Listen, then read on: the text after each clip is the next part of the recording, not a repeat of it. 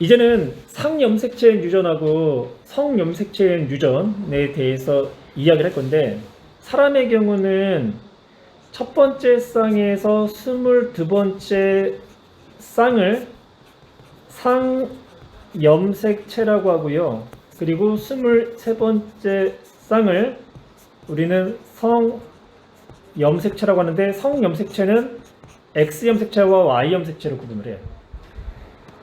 어떤 특정한 형질을 결정하는 대립 유전자가 X염색체에 놓여 있다. 그러면 이걸 우리가 뭐라고 하냐면 얘는 반성 유전이다라고 표현하는 거고, 어떤 특정한 대립관계에 놓여 있는 유전자가 Y염색체에 놓여 있다. 이거는 내신에서 안 나와. 내신에서. 그리고 모의고사에서도 가끔 나와. 가끔. 그래서 우리가 한성 유전이다. 그래서 이제 어떤 얘기를 할 거냐면, 성염색체에 대한 유전을 얘기할 때는 자연스럽게 그냥 X염색체의 유전이구나 라고 이해하고 문제를 풀어. 그러니까 반성 유전, 뭐 X염색체에 놓여 있는 유전 이렇게 표현 안 할 거야. 그냥 성염색체에 대한 유전이다 그러면 그냥 X염색체에 놓여 있는 유전이구나 하고 풀면 돼. 한성 유전 거의 안 나와. 그러면 이제 상염색체 안에 1번부터 이제 22번째 쌍이 어디 쌍에 있는지 모르겠지만, 상염색체의 어떤 특정한 대립 유전자가 놓여 있어가지고 어떤 형질을 결정하게 되면 우리는 그거를 상염색체의 유전이라고 해요. 그러니까 유전자가 어떤 특정한 형질을 결정하는 유전자가 상에 있다. 그럼 상염색체의 유전. 그리고 성에 있다. 그럼 성염색체의 유전이야. 근데 특징이 있어. 상염색체는 남자나 여자는 어때? 동일하죠. 근데 성염색체 같은 경우, 즉 X염색체 같은 경우는 여자가 2개고 남자가 하나라는 거야. 그래서 성염색체의 유전은 남자와 여자에 따른 표현형에 대한 확률이 다르다라는 거. 그리고 이제 여기다가 한 가지를 더 덧붙이면, 상염색체한 유전 중에 대립관계에 놓여 있는 유전자가 우열관계가 명확해. 우열관계가 명확한데, 그 우열관계가 명확한 대립관계에 놓여 있는 유전자가 우성도 있고 열성도 있잖아. 그러니까 우성도 있고 이제 열성 대립 유전자도 있는데, 그 대립 유전자가 즉 어떠한 이제 형질을 결정하는 유전자가 열성일 때 우리가 그걸 유전병이라고 합시다. 유전병 어떤 특정한 유전병이 있다. 이 유전병이 열성으로 유전되는 경우도 있고 이 유전병이 우성으로 유전되는 경우도 있다고. 그래서 상에 의한 열성 유전도 있고 상에 대한 우성 유전도 있다. 또한 성에 대한 X에 대해서만 얘기한다고 했어. 성에 대한, 즉 X에 대한 열성 유전도 있고 X에 대한 우성 유전도 있다. 여기서 우성 유전을요, 라지 R이라고 할게. 그리고 열성 유전을 스몰 r이라고 한번 표현해볼게. 그러면 상에 의한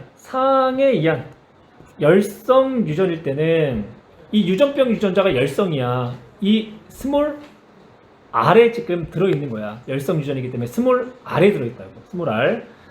그러면 라지알 스몰 r 세 가지 유전 자형이 나올 텐데, 이 중에 이 유전병은 스몰 r일 때만 유전병을 나타내는 거야. 왜? 라지알이 정상 유전자야. 라지알이 정상이다 보니까 라지알을 하나만 갖고 있어도 유전병이 아니라는 얘기지. 우열관계가 명확할 때. 그 다음 우성 유전은 이제 반대로 이런 경우, 유전병 유전자가 스몰 r에 있는 게 아니라 이번에는 라지 r에 있는 거야. 라지 r. 그럼 역시 마찬가지로 유전자형은 라지알 스몰 r이 나왔는데, 당연히 스몰 r은 정상 유전자, 라지알이 우성 유전자. 그러면 스몰 r은 정상일 거야. 유전병이 아니야. 근데 라지알과 라지알 스몰 r은 유전병이 되는 거야. 유전병. 그 다음 반성 유전도 볼게요. 반성 유전의 대표적인 게 생명 유전이 있는데, 생명 유전은 우리가 이제 X 염색체에 놓여 있어. 생명은 열성이야. 그래서 생명 유전자를 선생님이 X'이라고 해요. X'. 그래서 X'이 생명 유전자로서 열성으로 작용해. 열성. 그럼 여자들 같은 경우는 x x x x x x에서 x x 프라임 x 프라임 x 프라임 세 가지가 나오겠죠. 남자는 x y와 x y인데 x 프라임을 갖고 있지 않는 x y와 x 프라임을 갖고 있는 x로 표현이 된다고. x 프라임을 둘 다 갖고 있기 때문에 생명이고요. 얘는 x 프라임이 뭐야? 하나지만 x 염색체의 x 프라임을 다 갖고 있는 형태가 되지. 그래서 두 경우가 생명이야. 얘도 생명, 얘도 생명. 그러면 이제 이번에는 xx나 xy는 생명 유전자를 안 갖고 있기 때문에 당연히 생명이 아니겠지. 근데 이제 문제는 얘야. 얘. XX 프라임은 생명이 아닌 유전자와 생명인 유전자를 둘 다 갖고 있어.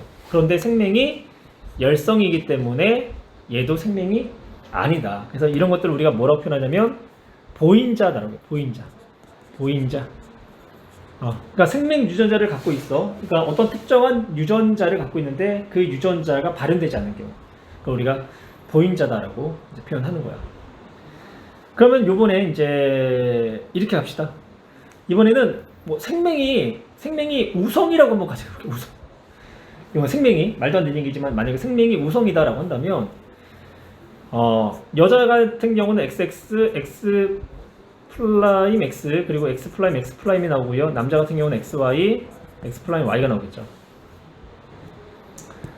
이 경우 당연히 뭐야? 생명 유전자를 두 개 갖고 있기 때문에 생명이고요. 얘도 생명 유전자를 갖고 있기 때문에 생명이야. 근데 이 경우는 어떻게 되냐 이거죠. 이 경우는 생명이 아닌 유전자와 생명인 유전자를 둘 다 갖고 있지. 근데 우리가 생명이 우성이라고 표현했잖아. 그럼 얘는 생명 유전자를 하나만 갖고 있는데도 불구하고 얘가 우성으로 발현되기 때문에 얘도 생명이 된다는 거야. 생명. 그러면요, X 염색체 유전 중에는 X 염색체 유전에서 열성 유전일 때는 여자 같은 경우는 셋 중에 하나만 발현돼. 남자는 둘 중에 하나만 발현돼. 그러면 X에 의한 열성 유전은 남자의 발현 빈도가 더 크다라는 거야. 여자는 3개 중에 하나, 남자는 2개 중에 하나. X에 대한 우성일 때는 반대야. 여자는 3개 중에 2개, 남자는 2개 중에 하나. 그러니까 얘는 3분의 2가 되는 거고 얘는 2분의 1이 되겠지. 그래서 성에 대한 우성 유전이다라고 한다면 여자에 대한 발현 빈도가 남자보다 크다. 근데 상은 남자나 여자나 발현 빈도가 똑같아. 왜냐? 여자도 상염색체 한 쌍, 남자도 상염색체 2개 한 쌍, 다 2개 한 쌍이야. 근데 X염색체 같은 경우는 여자는 2개 한 쌍이지만 남자는 X 하나 한 쌍이야. 그래서 우성과 열성에 대한 발현 빈도가 다르게 나타난다.